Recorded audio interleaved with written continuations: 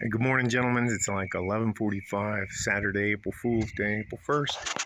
It's about 67 degrees out here. Just gonna be a beautiful day. But a little bit later, it's gonna get up to, I think, 80 degrees. So I'll open the house up for a little bit. I think I finally got a good handle on the pool. It's not as bad as it was. So that's pretty much up to speed. I usually on Friday afternoon, I go down to St. Luke's Catholic Church. It's right down a red road in between where I live and Franklin High School, as well as the Walmart and Rustler.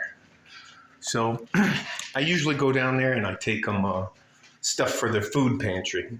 I used to go every Wednesday and help them pass out food and stuff, and there's a food bank here, but I just like, it's not my community, and you'd be surprised at how many people are not doing too well, especially with inflation. So show you some of the stuff.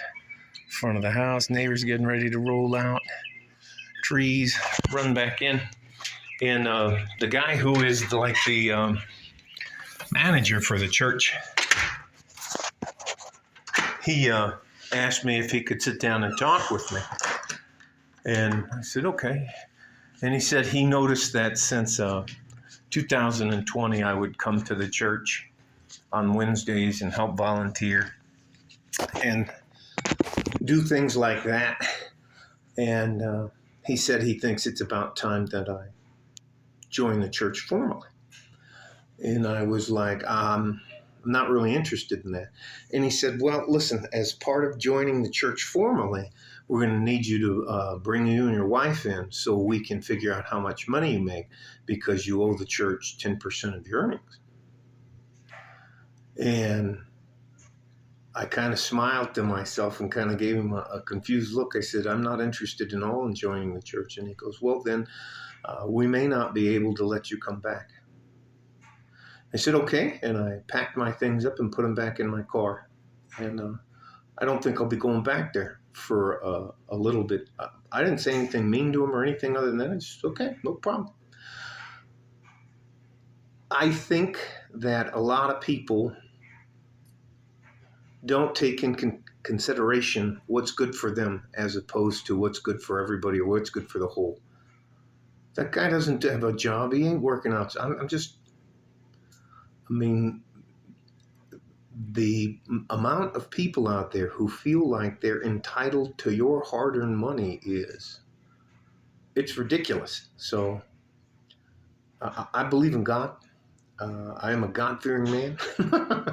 And that's why I'm trying to stay around for as long as I can, because I'm going to have a lot of explaining to do when I get finished up. I can tell you this as an older man talking to some of you guys that are younger. The Bible, or the Catholic Bible, or the King James Version, or the NIV version, or the Torah, or the Quran, or any of those books, you can buy and read for yourself. I don't know where you're supposed to. I know it's tithing, but I don't owe you 10% of anything that you didn't earn.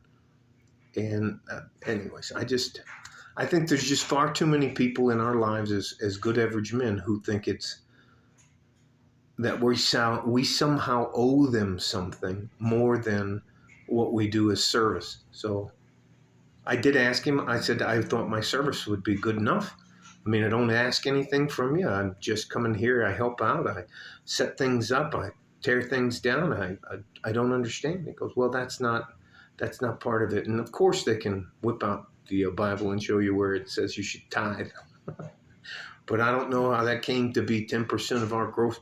Anyways, fuck them there. I think you guys get the point. And here's the gist of this video. We as good average men, we have to look out for ourselves, because 99.9% of the time, nobody else gives a shit about us. So we need to look out for ourselves and make sure that we are taken care of before we can do anything else for anybody else. I was very,